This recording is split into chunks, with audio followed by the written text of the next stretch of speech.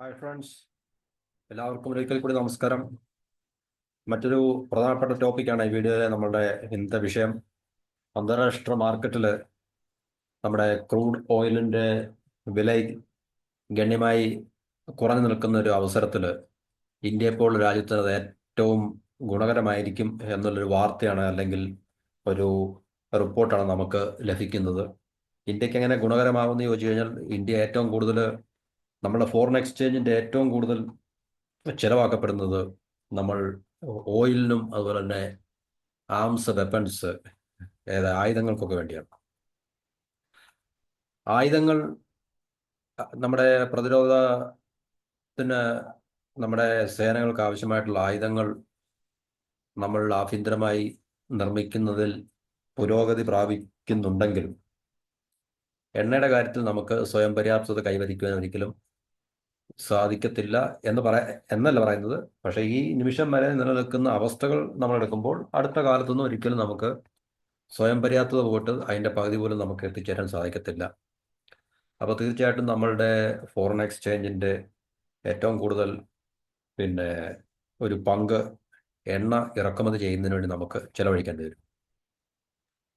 ചിലവഴിക്കുക എന്ന് പറഞ്ഞു കഴിഞ്ഞാൽ അതിനകത്ത് നമുക്കൊരു കൃത്യതയൊന്നുമില്ലല്ലോ. കാരണം ഏത് സമയത്തും എണ്ണയുടെ വില കൂടുകയോ കുറയുകയോ ഒക്കെ ചെയ്യാം. കാരണം ആഗോളപരമായിട്ട് ഗ്ലോബലി ഇപ്പം എന്തെങ്കിലുമൊക്കെ രാഷ്ട്രീയ ഗ്ലോബൽ പൊളിറ്റിക്സിലും അല്ലെങ്കിൽ ഗ്ലോബലി നമ്മൾ ചർച്ച ചെയ്യപ്പെടുന്ന യുദ്ധങ്ങൾ, പ്രശ്നങ്ങൾ, അതുപോലുള്ള വിഷയങ്ങളൊക്കെ ഉണ്ടാകുമ്പോൾ, അല്ലെങ്കിൽ ഏതെങ്കിലും പ്രധാനപ്പെട്ട രാജ്യത്തുണ്ടാകുന്ന രാഷ്ട്രീയപരമായിട്ടുള്ള മാറ്റങ്ങൾ, ഇതെല്ലാം എണ്ണയുടെ വിലയെ, പ്രത്യേകിച്ച് മിഡിൽ ഈസ്റ്റിലുണ്ടാകുന്ന മാറ്റങ്ങൾ, അല്ലെങ്കിൽ അതുപോലെ പ്രധാനപ്പെട്ട റീജിയൻസിലൊക്കെ ഉണ്ടാകുന്ന മാറ്റങ്ങൾ എണ്ണയുടെ വില കാര്യമായി ബാധിക്കുന്നതായതുകൊണ്ട് എണ്ണ ഇമ്പോർട്ട് ചെയ്യുന്ന ഒരു രാജ്യം എന്ന നിലയിൽ നമ്മളുടെ ഇമ്പോർട്ട് ബില്ലിനെ അത് കൂടുതൽ ഇമ്പാക്റ്റ് ചെയ്യുന്ന അല്ലെങ്കിൽ ഇൻഫ്ലുവൻസ് ചെയ്യുന്നൊരു വസ്തുതയായതുകൊണ്ട് നമ്മളെ സംബന്ധിച്ചത് വലിയൊരു ആശങ്ക ഉണ്ടാക്കുന്ന കാര്യമാണ്. അപ്പോൾ എണ്ണവില കുറഞ്ഞു നിൽക്കുന്നതാണ് എപ്പോഴും ഇന്ത്യക്ക് അനുകൂലമായിട്ടുള്ളൊരു അവസ്ഥ. അല്ലെ, എണ്ണവില കുറയുന്നതാണ് ഇന്ത്യയെ പോലെ ഒരു രാജ്യത്തിന് അനുകൂലമായിട്ട് ഉള്ളൊരവസ്ഥ എന്നാണ് നമുക്ക് പറയാൻ സാധിക്കുന്നത്. അപ്പോൾ 2022 ക്രൂഡ് ഓയിലിൻ്റെ വില $116 ആയിരുന്നു. ഇപ്പോൾ ഏകദേശം $69-70 പെർ ബാരലാണ്.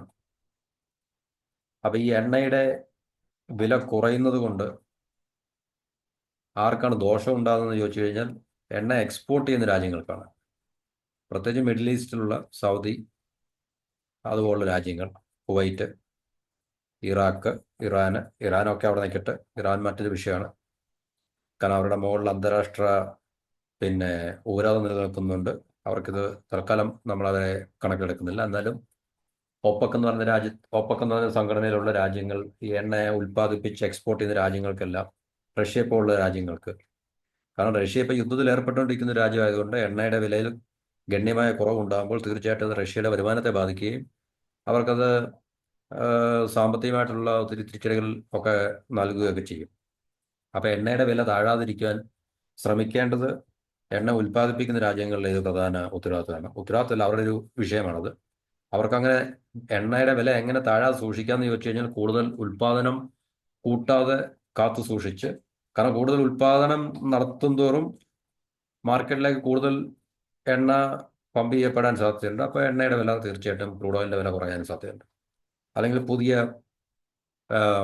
എണ്ണ ഉൽപ്പാദകർ മാർക്കറ്റിലേക്ക് വരികയൊക്കെ ചെയ്യുകയാണെങ്കിൽ തീർച്ചയായിട്ടും ടോട്ടൽ എണ്ണയുടെ സപ്ലൈ കൂടുകയും, എണ്ണ എന്ന് പറഞ്ഞാൽ ക്രൂഡ് ഓയിലിൻ്റെ, അപ്പോൾ അതുവഴി എണ്ണയുടെ വില കുറയുകയും ഈ ക്രൂഡ് ഓയിൽ ഈ എക്സ്പോർട്ടിനെ ഡിപ്പെൻഡ് ചെയ്തിരിക്കുമ്പോൾ സൗദി പോലുള്ള രാജ്യങ്ങളെയൊക്കെ അത് നെഗറ്റീവായിട്ട് അല്ലെങ്കിൽ പ്രതികൂലമായി ബാധിക്കാവുന്നതാണ്. അപ്പോൾ അതാണ് ഒരു അവസ്ഥ എന്ന് പറഞ്ഞത്. അപ്പോൾ മോദി സർക്കാർ അല്ലെങ്കിൽ ഇന്ത്യക്ക് ഇത് എത്രത്തോളം ഗുണകരമാണെന്ന് ചോദിച്ചു കഴിഞ്ഞാൽ, എണ്ണവില കുറയുന്നത് ഇന്ത്യക്ക് അനുകൂലമായിട്ടുള്ള സാഹചര്യം തന്നെയാണ്. അപ്പോൾ 2022 ക്രൂഡ് ഓയിലിന് $116 ഉണ്ടായ സമയത്ത് ഇന്ത്യയിൽ ഡൊമസ്റ്റിക്കലി നമ്മുടെ ആഭ്യന്തരമായിട്ട് പെട്രോൾ ഡീസൽ വില 96.72, 89.62 രൂപ പെട്രോളും ഡീസലിനും. പക്ഷേ ക്രൂഡ് ഓയിലിൻ്റെ വില അന്താരാഷ്ട്ര മാർക്കറ്റിൽ 70 ആയപ്പോഴും ഈ പറഞ്ഞ വിലയ്ക്ക് വ്യത്യാസം താഴോട്ടുണ്ടായില്ല, മുകളിലേക്ക് പോയിട്ട് അത് 100 രൂപയ്ക്ക് മുകളിലായി എന്നുള്ളൊരു മാറ്റം മാത്രമേ നമുക്ക് കാണാൻ സാധിക്കത്തുള്ളൂ. അപ്പോൾ അന്താരാഷ്ട്ര മാർക്കറ്റിൽ എണ്ണയ്ക്ക് വില കൂടിയാലും കുറഞ്ഞാലും ശരി, നമ്മുടെ ആഭ്യന്തര വിപണിയിൽ അല്ലെങ്കിൽ നമുക്ക് ഇന്ത്യക്കാർക്ക് കുറഞ്ഞ വിലയിൽ പെട്രോളും ഡീസലും കിട്ടാനുള്ള സാധ്യത നിലനിൽക്കുന്നില്ല എന്നുള്ളൊരു യാഥാർത്ഥ്യങ്ങളുണ്ട്. അപ്പോൾ ഒരു വശത്ത് ഡൊണാൾഡ് ട്രംപിൻ്റെ ഭീഷണികൾ, ടാരിഫ് വാർ ടാരിഫ് വാർ വ്യാപാര യുദ്ധം, മറുവശത്ത് ഒപ്പക് രാജ്യങ്ങൾ, oil organisation for petroleum exporting countries അല്ലേ, പെട്രോൾ എക്സ്പോർട്ട് ചെയ്യുന്ന രാജ്യങ്ങളുടെ പ്രധാനപ്പെട്ട 5-6-7 രാജ്യങ്ങളുണ്ട്. ഇപ്പം സൗദി, കുവൈറ്റ്, ഇറാഖ്, പിന്നെ ഒപ്പക് പ്ലസ് ഉണ്ട്, അതിൽ UAE ഉണ്ട്. അപ്പോൾ ഇതുപോലുള്ള രാജ്യങ്ങളുടെ ഒരു സംഘടനയാണ്, പ്രധാനപ്പെട്ട ഒരു സംഘടനയാണ് ഒപ്പക് എന്ന് പറയുന്നത്. അപ്പോൾ അവർ ഉൽപാദനം വർദ്ധിപ്പിക്കുമ്പോൾ എണ്ണയുടെ വില കുറയും. അപ്പം ഇതിനെല്ലാം പുറമെ ആഗോളപരമായി നിലനിൽക്കുന്ന ഒരു സാമ്പത്തിക മാന്ദ്യമുണ്ട്. അപ്പം അത് കാരണം നിലനിൽക്കുന്ന ഡിമാൻഡിൻ്റെ കുറവുണ്ട് ആഗോളപരമായിട്ട്. അപ്പോൾ എല്ലാം കൂടെ കണക്കിലെടുക്കുമ്പോൾ ആഗോളതലത്തിൽ ക്രൂഡ് ഓയിലിൻ്റെ വില പിന്നെ കുറയുന്നതായിട്ടാണ് നമുക്ക് കാണാൻ സാധിക്കുന്നത്. 2021 ശേഷമുള്ള ഏറ്റവും കുറഞ്ഞ നിരക്കാണ് ക്രൂഡ് ഓയിലിൻ്റെ ഇപ്പോഴത്തെ. അത് ബ്രന്റ് ക്രൂഡ് $69, WTI ക്രൂഡ് $66 വ്യാപാരം നടക്കുമ്പോൾ. അപ്പോൾ ഇത് ചില ഇൻഡെക്സ് ആണ്, ഈ ബ്രന്റ് ക്രൂഡ് എന്നൊക്കെ പറഞ്ഞ് നമ്മളിവിടെ കാണുന്നതാണ്. ബ്രന്റ് ക്രൂഡ്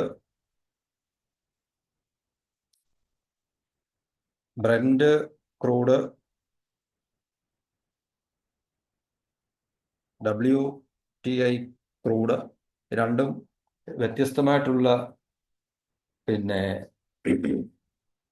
വിലയിലാണ് വ്യാപാരം ചെയ്യപ്പെടുന്നത്.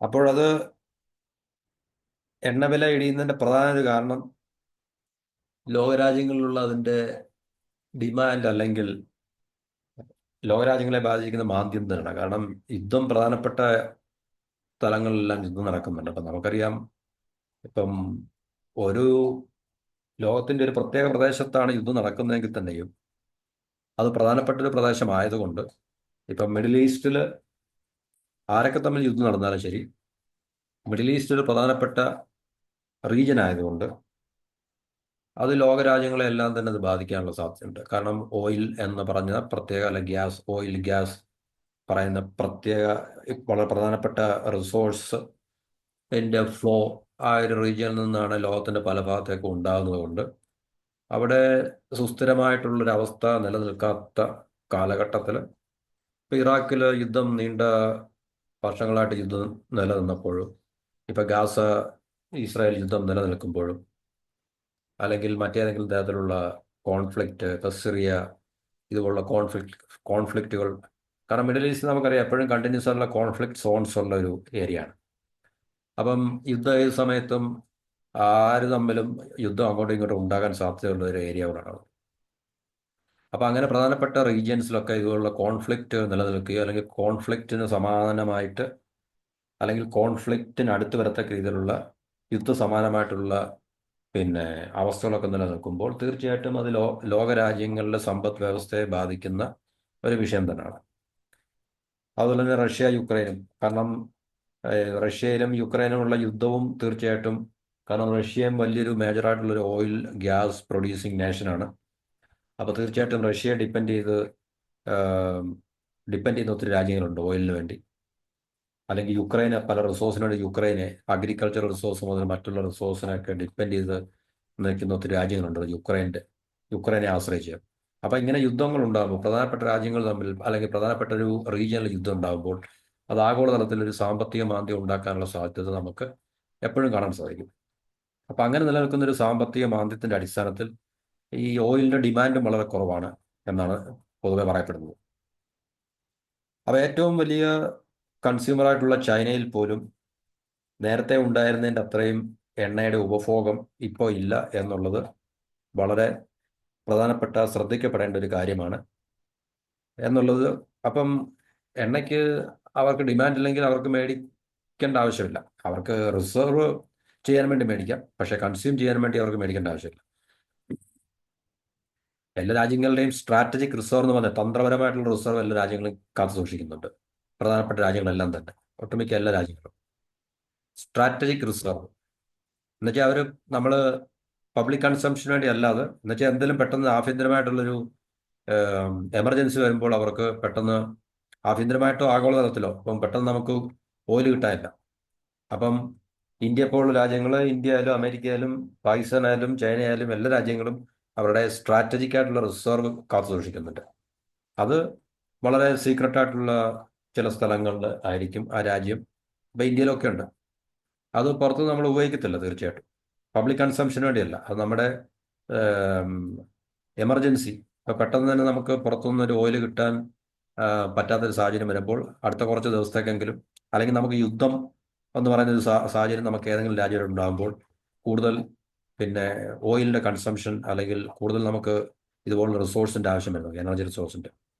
അപ്പോൾ ആ സമയത്തൊക്കെ ഉപയോഗിക്കാൻ വേണ്ടി നമുക്ക് എല്ലാ രാജ്യങ്ങളും, പ്രധാനപ്പെട്ട എല്ലാ രാജ്യങ്ങളും സ്ട്രാറ്റജിക് റിസർവായിട്ട് oil maintain strategic reserve maintain ചെയ്യുന്നുണ്ട്. അപ്പം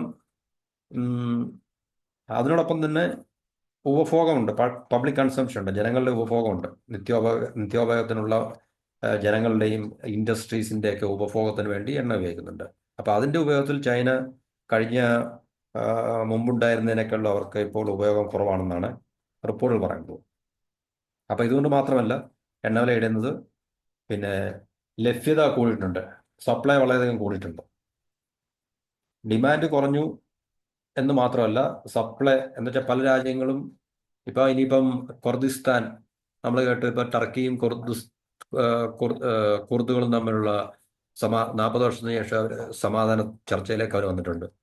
അപ്പോൾ ഇറാഖിലെ കുർദിസ്ഥാനിൽ നിന്നും കഴിഞ്ഞ 2 വർഷം ആയിട്ട് നിർത്തിവെച്ചിരുന്ന പിന്നെ എണ്ണ പുറത്തേക്ക് വ്യാപാരം ചെയ്യാൻ തുടങ്ങിയാണ്. അപ്പോൾ അങ്ങനെ പല സ്ഥലത്തു നിന്നും എണ്ണ വേൾഡ് മാർക്കറ്റിലേക്ക് വരുമ്പോൾ അതിൻ്റെ ലഭ്യത കൂടുന്നുണ്ട്. അപ്പോൾ ലഭ്യത വർദ്ധിച്ചു വരുന്നതനുസരിച്ചിട്ട് എണ്ണയുടെ വിലയും കുറയാനുള്ള സാധ്യതയുണ്ട്. അപ്പോൾ ആവശ്യമായതിലും കൂടുതൽ എണ്ണ മാർക്കറ്റിൽ ലഭ്യമാകുന്നതുകൊണ്ട് എണ്ണ വില കുറയും.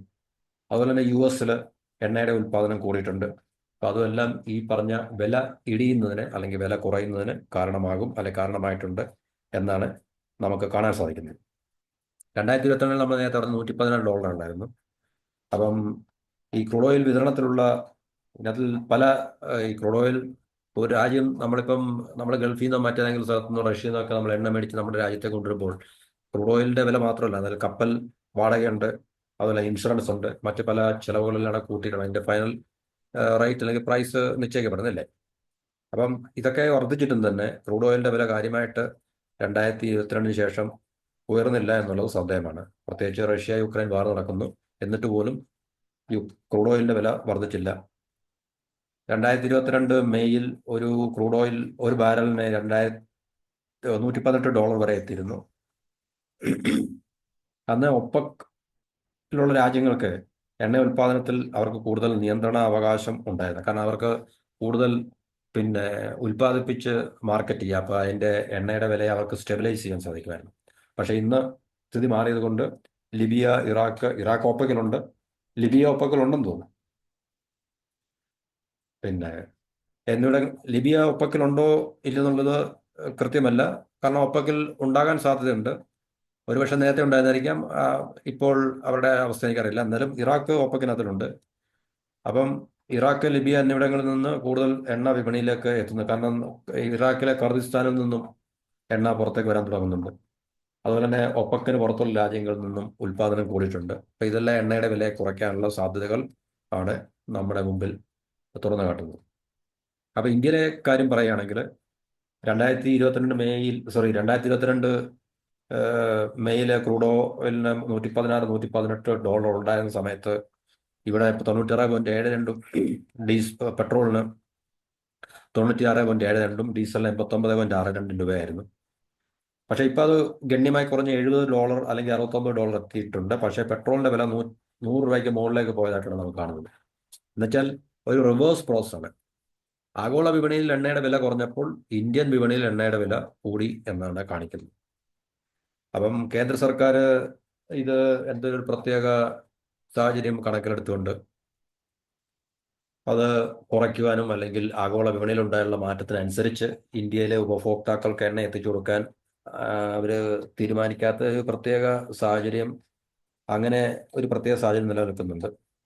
അപ്പോൾ അവർ വലിയ വാഗ്ദാനങ്ങളൊക്കെ തന്നിരുന്നു. അധികാരമേറ്റ ഉടനെ പിന്നെ ചില ഉറപ്പുകളൊക്കെ petroleum minister Hardeep S Puri പറഞ്ഞിട്ടുണ്ടായിരുന്നു. അതായത് $80 താഴെ, ഡോളറിന്റെ സോറി ക്രൂഡ് ഓയിലിന്റെ വില താഴേക്ക് പോയി കഴിഞ്ഞാൽ നമ്മുടെ മാർക്കറ്റിലും ഡൊമസ്റ്റിക് മാർക്കറ്റിൽ, അതായത് ഇന്ത്യയിൽ അവർ ആനുപാതികമായി വില കുറയ്ക്കാമെന്നൊക്കെ ആയിരുന്നു വാഗ്ദാനം. പക്ഷെ അതൊന്നും സംഭവിച്ചില്ല. എണ്ണയുടെ വില 100-ന് മുകളിൽ പോയിട്ടാണ്. അപ്പം മാറിയ സാമ്പത്തിക വ്യവസ്ഥയിൽ അല്ലെങ്കിൽ കാലാവസ്ഥയിൽ ഇനിയും വില കുറയ്ക്കാനുള്ള സാഹചര്യം ഒട്ടുമില്ല. അപ്പം ഇത് ഈ ആഗോള വിപണിയിൽ ക്രൂഡ് ഓയിലിന്റെ വില കുറയുന്നത് ഏറ്റവും കൂടുതൽ നേട്ടം ഇന്ത്യയെ പോലെ ഏറ്റവും കൂടുതൽ എണ്ണ ഇമ്പോർട്ട് ചെയ്യുന്ന രാജ്യങ്ങളുണ്ട്. കാരണം മൂന്നാമത്തെ രാജ്യമാണല്ലോ. അമേരിക്ക, ചൈന കഴിഞ്ഞ മൂന്നാമത്തെ ഏറ്റവും വലിയ രാജ്യമാണ് എണ്ണ ഇമ്പോർട്ട് ചെയ്യുന്നതും കൺസ്യൂം ചെയ്യുന്നതായിട്ടുള്ള. അപ്പം അങ്ങനെ ഒരു രാജ്യത്തിന് എണ്ണ വില കുറയുന്നത് ഏറ്റവും കൂടുതൽ പ്രയോജനമാണ്, അനുകൂലമാണ് എന്നാണ് നമുക്ക് കാണാൻ സാധിക്കുന്നത്. മൂലധന ചെലവുകൾ വർദ്ധിച്ചതും ആദായനികുതി കുറച്ചതെല്ലാം കേന്ദ്ര ഗവൺമെന്റ് വരുമാനത്തിൽ കുറവുണ്ടാക്കി. അപ്പോൾ അത് ഇതുപോലുള്ള ചില വീണ് കിട്ടുന്ന അവസരങ്ങൾ മുതലാക്കി മാത്രമേ പിന്നെ എണ്ണ കമ്പനികളുടെ വരുമാനം കൂട്ടുവാനും അതുവഴി കേന്ദ്ര സർക്കാരിന്റെ വരുമാനം കൂട്ടുവാനൊക്കെ കഴിയത്തുള്ളൂ എന്നുള്ളൊരു നിലപാടാണ്. അപ്പോൾ ഇവിടെ നമ്മുടെ കേരളത്തിലെ പെട്രോളിന്റെയും ഡീസലിന്റെയും ഡൽഹിയിലെ പ്രൈസുമായിട്ടുള്ള കമ്പാരിസൺ അവിടെ നമ്മൾ ബേസ് പ്രൈസ് 50 തന്നെയാണ് എല്ലായിടത്തും. എക്സൈസ് ഡ്യൂട്ടി, പിന്നെ അതുപോലെ ഡീലർ കമ്മീഷൻ, വാറ്റ്, ഇതെല്ലാം പരിഗണിച്ച് നോക്കുമ്പോൾ കേരളത്തിലാണ് 100-ന് മുകളിൽ പ്രൈസ് ഉള്ളത്. പെട്രോളിന് 106, ഡൽഹിയിൽ 94.77, ഡീസൽ കേരളത്തിൽ 95-നാകുമ്പോൾ ഡൽഹിയിൽ 87.67. അപ്പോൾ അത് ഈ ടേബിളിൽ നമുക്ക് മനസ്സിലാക്കാൻ വേണം. ലോകത്തിൽ ഏറ്റവും കൂടുതൽ ഈ ഇന്ധനത്തിന് നികുതി ചുമത്തുന്ന രാജ്യങ്ങളിലൊന്നാണ് ഇന്ത്യ. കാരണം ഇന്ത്യ നമ്മൾ ഏത് കാര്യം എടുത്തു നോക്കിക്കഴിഞ്ഞാലും, ടാക്സിന്റെ ഏത് കാര്യം എടുത്തു നോക്കിക്കഴിഞ്ഞാലും ലോകത്തിലെ നമ്പർ 1 ആണെന്നുള്ള കാര്യം. കേരളത്തിലെ കണക്കെടുത്തു കഴിഞ്ഞാലും കേരളം ഒട്ടും പിന്നിലൊന്നുമല്ല. കാരണം അടിസ്ഥാന വില നമ്മൾ പറഞ്ഞ 50 അതിനോടൊപ്പം തന്നെ എക്സൈസ് ഡ്യൂട്ടി 19.9 രൂപ, സംസ്ഥാന നികുതി 15.04, അധിക വിൽപ്പന നികുതി 1 രൂപ, സെസ് ഇതെല്ലാം കൂടാണ് സെസ് 0.5, അത് 50 പൈസ, സാമൂഹ്യ സുരക്ഷാ സെസ് മറ്റൊരു സെസ്സാണ്, അത് 2 രൂപ, ഡീലർ കമ്മീഷൻ 3.5 രൂപ. ഇവയെല്ലാം ചേർത്ത് വരുമ്പോഴത്തേക്ക് പിന്നെ മാർക്കറ്റിൽ നമ്മൾ ഫൈനൽ കൺസ്യൂമറിന് 106.08 രൂപയോളം ചില്ലറ വിൽപ്പനയായിട്ട് ഇതിനെ ചാർജ് ചെയ്യേണ്ടി വരും. അപ്പോൾ കേരളത്തിൽ ഇതിൻ്റെ പ്രൈസ്, പെട്രോളിൻ്റെയും ഡീസലിൻ്റെയും പ്രൈസ് വളരെ കൂടുതലാണ് എന്നുള്ളതാണ് ഇത് കാണിക്കുന്നത്. ഇനി ഗൾഫ് രാജ്യങ്ങൾക്ക് ഇത് തിരിച്ചടിയാവുന്ന എങ്ങനെയാണെന്ന് ചോദിച്ചു കഴിഞ്ഞാൽ, എണ്ണവില കുറയുമ്പോൾ തീർച്ചയായിട്ടും അവർക്ക് കിട്ടുന്ന ലാഭം കുറയും. എണ്ണവില അടിക്കടി കുറയുന്നത് കാരണം അവരുടെ നിയന്ത്രണത്തിലല്ലാത്തൊരവസ്ഥ വരുമ്പോഴാണ് അവർക്കൊന്നും ചെയ്യാൻ പറ്റാത്തത്. കാരണം ഒപ്പക്കിന് പുറത്ത് ഒത്തിരി രാജ്യങ്ങൾ ഇന്ന് എണ്ണ ഉൽപ്പാദിപ്പിക്കുകയും മാർക്കറ്റിൽ വിറ്റഴിക്കുകയും ചെയ്യുന്നുണ്ട്. അപ്പോൾ അതുകൊണ്ട് എണ്ണയുടെ ലഭ്യത കൂടുന്നത് കൊണ്ട് എണ്ണയുടെ വിലയിൽ കുറവ് വരുവാനും അതുവഴി ഗൾഫിലെ രാജ്യങ്ങൾക്ക്, പ്രത്യേകിച്ച് സൗദി പോലുള്ള രാജ്യങ്ങൾ, കുവൈറ്റ് അല്ലെങ്കിൽ UAE വലിയൊരു ഓയിൽ എക്സ്പോർട്ടർ അല്ലെങ്കിൽ തന്നെയും, പിന്നെ അബുദാബി, എമിറേറ്റ് ഓയിലിൻ്റെ റവന്യൂ അവർക്ക് കാര്യമായിട്ട് മറ്റ് എമിറേറ്റ്സിനേക്കാൾ കൂടുതലുണ്ട്. അപ്പോൾ ഇവരുടെ എല്ലാം ഓയിൽ റവന്യൂ കുറയാൻ സാധ്യതയുണ്ട്. അപ്പോൾ ഒട്ടുമിക്ക ഗൾഫ് രാജ്യങ്ങൾ നമുക്കറിയാം ഈ പറഞ്ഞ എണ്ണ വരുമാനത്തെ ആശ്രയിച്ചാണ് പോകുന്നത്. അപ്പോൾ എണ്ണയുടെ വിലയിൽ ഉണ്ടാകുന്ന ഇടിവ് ഈ രാജ്യങ്ങളുടെ വരുമാനത്തെ കുറയ്ക്കുകയും അവരെ അത് പിന്നെ പ്രതികൂലമായി ബാധിക്കുകയൊക്കെ ചെയ്യും. അപ്പോൾ അവിടെ ജോലി ചെയ്യുന്ന ആൾക്കാർക്കും അത് തീർച്ചയായിട്ടും ബുദ്ധിമുട്ടുണ്ടാക്കും. കാരണം സാമ്പത്തികമായിട്ടുള്ള ഒരു സൈക്കിളിൻ്റെ ഭാഗമാണല്ലോ ഇതെല്ലാം. അപ്പോൾ അവർക്ക് കൂടുതൽ വരുമാനം കിട്ടാത്ത ഒരവസരത്തിൽ അവരുടെ സാമ്പത്തിക രംഗത്ത് വൻതോതിൽ ഇടിവുണ്ടാക്കുകയും ഇൻവെസ്റ്റ്മെന്റ്, ജോബ്സ് ഇതെല്ലാം പ്രതികൂലമായി ബാധിക്കപ്പെടുകയൊക്കെ ചെയ്യുന്നൊരു മേഖല തന്നെയാണ്. അപ്പോൾ അവിടെ ജോലി ചെയ്യുന്ന ആൾക്കാർക്കും അല്ലെങ്കിൽ അവിടെ ഉണ്ടാകാൻ സാധ്യതയുള്ള ജോലി സാധ്യതകൾക്ക് ഇടിവുണ്ടാകാനും ഒക്കെ കാരണമാകുന്നൊരു പ്രക്രിയ തന്നെയാണല്ലോ. അപ്പോൾ അവിടെ ജോലി ചെയ്യുന്ന മലയാളികൾ ഉൾപ്പെടെയുള്ള പ്രവാസികൾക്ക് ഇങ്ങനെ ഒരു അവസ്ഥ, അടിക്കടി ഈ എണ്ണവില കുറഞ്ഞുകൊണ്ടിരിക്കുന്നത് ബുദ്ധിമുട്ടുണ്ടാക്കുന്ന ഒരു പ്രതിഭാസം തന്നെയാണ് എന്നുള്ളത് നമുക്ക് മനസ്സിലാക്കേണ്ടി വരും. അപ്പോൾ അതുകൊണ്ട് എണ്ണയുടെ ഉൽപ്പാദനം നിയന്ത്രിച്ച്, കാരണം എണ്ണയുടെ ഉൽപ്പാദനം കൂട്ടിക്കഴിഞ്ഞാൽ വില കുറയും. അപ്പം അമേരിക്കയുടെ ഭാഗത്തു നിന്ന് സൗദിയുടെയൊക്കെ മുകളിൽ നല്ല സമ്മർദ്ദമുണ്ട് എണ്ണയുടെ ഉൽപ്പാദനം കൂട്ടാൻ വേണ്ടി. എണ്ണയുടെ ഉൽപ്പാദനം കൂട്ടിക്കഴിഞ്ഞാൽ അത് നമ്മൾ മറ്റൊരു വീഡിയോ ചെയ്യാം അതിനെക്കുറിച്ച്. അപ്പോൾ ആ സമ്മർദ്ദത്തിന് വിധേയമായി സൗദി പ്രൊഡക്ഷൻ കൂട്ടുകയും, സൗദി മാത്രമല്ല മറ്റ് OPEC രാജ്യങ്ങളെല്ലാം പ്രൊഡക്ഷൻ കൂട്ടുകയും ആ എണ്ണ മാർക്കറ്റിലേക്ക് ഒഴുക്കുകയും ചെയ്തു കഴിഞ്ഞാൽ എണ്ണയുടെ വില കുറയുകയും, കാരണം അതെന്തിനാണ് ചോദിച്ചു കഴിഞ്ഞാൽ റഷ്യയുടെ മേൽ സമ്മർദ്ദം ചെലുത്താൻ വേണ്ടിയാണ്. കാരണം എണ്ണയുടെ വില കുറയുമ്പോൾ തീർച്ചയായിട്ടും യുദ്ധത്തിൽ ഏർപ്പെട്ടിരിക്കുന്ന രാജ്യമായിട്ടുള്ള റഷ്യയുടെ വരുമാനം കുറയുകയും അത് അവരുടെ ഏം, സാമ്പത്തിക ഭദ്രതയെ ബാധിക്കുകയൊക്കെ ചെയ്യുന്നത്. അതിനുവേണ്ടിയാണ് സൗദി പോലുള്ള പ്രധാനപ്പെട്ട രാജ്യങ്ങളെ ഒപ്പക്കിന്റെ മുകളിൽ അമേരിക്ക സമ്മർദ്ദം ചെലുത്തി ഓയിൽ പ്രൊഡക്ഷൻ കൂട്ടാനും അതുവഴി ഓയിലിന്റെ പ്രൈസ് കുറയ്ക്കാനും സമ്മർദ്ദം ചെലുത്തിക്കൊണ്ടിരിക്കുന്നത്. അപ്പോൾ അതിനെല്ലാം അതിജീവിക്കുക എന്നുള്ളത് ഗൾഫിലെ രാജ്യങ്ങൾക്ക് വളരെ പ്രയാസമേറിയ ഒരു കാര്യമായി മാറിക്കൊണ്ടിരിക്കുകയാണ്. എന്നിരുന്നാലും അവരെ ഈ ഒരു വിഷയം അല്ലെങ്കിൽ ഈ ഒരു കാര്യത്തിൽ വളരെ കൃത്യമായിട്ടുള്ളൊരു നിലപാടെടുക്കുകയും അതിനെ ഇതുവരെ പ്രോപ്പറായിട്ട് നാവിഗേറ്റ് ചെയ്ത് മുമ്പോട്ട് കൊണ്ടുപോകുന്നതൊക്കെയാണ് നമുക്ക് കാണാൻ സാധിക്കുന്നത്. അപ്പം ഇതാണ് നമ്മുടെ ക്രൂഡ് ഓയിൽ എക്കണോമിക്സ് അല്ലെങ്കിൽ ക്രൂഡ് ഓയിൽ പൊളിറ്റിക്സിനെ കുറിച്ച് നമുക്ക് പറയാനുള്ളത്. അപ്പം ക്രൂഡ് ഓയിലിന്റെ വില കുറഞ്ഞു കഴിഞ്ഞാൽ തീർച്ചയായിട്ടും നമുക്ക് ജനങ്ങൾക്ക് പ്രയോജനമൊന്നും ഇല്ലെങ്കിൽ തന്നെയും സർക്കാരിന്, കേന്ദ്ര സർക്കാരിന് പ്രയോജനമാണ്. അവർക്ക് കൂടുതൽ പൈസ അവരുടെ കയ്യിൽ നിന്നും പുറത്തേക്ക് പോകത്തില്ല. ഇമ്പോർട്ട് ചെയ്യാൻ വേണ്ടി കൂടുതൽ ഫോറിൻ എക്സ്ചേഞ്ച് ചിലവാക്കേണ്ടി വരത്തില്ല. അപ്പം എണ്ണയുടെ വില കുറയുക എന്നുള്ളത് നമ്മുടെ കേന്ദ്ര ഗവൺമെന്റിനെ സംബന്ധിച്ച് ഒരു ആശ്വാസകരമായ കാര്യമാണ്. അതുപോലെ തന്നെ ഗൾഫ് രാജ്യങ്ങൾക്ക് അത് ഒരു തിരിച്ചടിയാണ്. ഇങ്ങനെ ഏതൊരു സംഭവം ഉണ്ടായിക്കഴിഞ്ഞാൽ അതിന് പ്രോസും കോൺസും ഒക്കെ ഉണ്ടല്ലോ, അനുകൂലവും പ്രതികൂലമായിട്ടുള്ള സാഹചര്യങ്ങളുണ്ട്. അപ്പോൾ അനുകൂലമായ സാഹചര്യങ്ങൾ നേരിടുന്ന ആൾക്കാരുണ്ട്, പ്രതികൂലമായ സാഹചര്യങ്ങൾ നേരിടുന്ന ആൾക്കാരുണ്ട്, അല്ലെങ്കിൽ രാജ്യങ്ങളുണ്ട്. അപ്പോൾ ഇവിടെയും നമുക്ക് കാണാൻ സാധിക്കുന്നത് അത് തന്നെയാണ്. അപ്പോൾ ഇത്രയും പറഞ്ഞുകൊണ്ട് ഈ വീഡിയോ ഇവിടെ അവസാനിപ്പിക്കുന്നു. എല്ലാവർക്കും നന്ദി, നമസ്കാരം. ചാനൽ സബ്സ്ക്രൈബ് ചെയ്യുക, സപ്പോർട്ട് ചെയ്യുക. മറ്റൊരു പ്രധാനപ്പെട്ട വീഡിയോയുമായി വളരെ അടുത്ത് തന്നെ കാണാം. Till then, good bye, have A nice day.